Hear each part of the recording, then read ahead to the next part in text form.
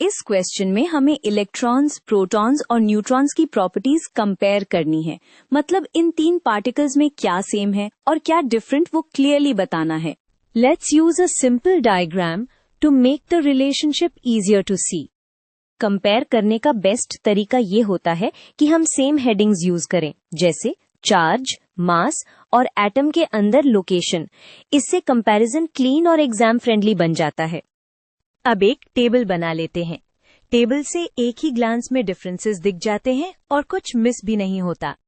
सबसे पहले चार्ज देखो, क्योंकि चार्ज ही बताता है पार्टिकल इलेक्ट्रिकली कैसा बिहेव करेगा। इलेक्ट्रॉन नेगेटिव होता है, प्रोटॉन पॉजिटिव और न्यूट्रॉन न्यूट्रल। इससे याद रखना इजी है। Electron minus, proton plus, neutron zero. ये पार्ट इम्पॉर्टेंट है क्योंकि न्यूट्रॉन का चार्ज जीरो होता है, इसलिए वो न्यूट्रल होता है। अब मास पे आते हैं। यहाँ कॉमन मिस्टेक ये होती है कि लोग इलेक्ट्रॉन को भी 1 मान लेते हैं। एक्चुअली इलेक्ट्रॉन का मास बहुत छोटा होता है प्रोटॉन के कंपैरिजन में, लगभग 1/1836। प्रोटॉन और न्यूट्रॉन का मास ऑलमोस्ट सेम होता है, दोनों लगभग 1 रिलेटिव मास। ये रेशो दिखाता है कि इलेक्ट्रॉन प्रोटॉन से कितना लाइटर होता है। Finally location.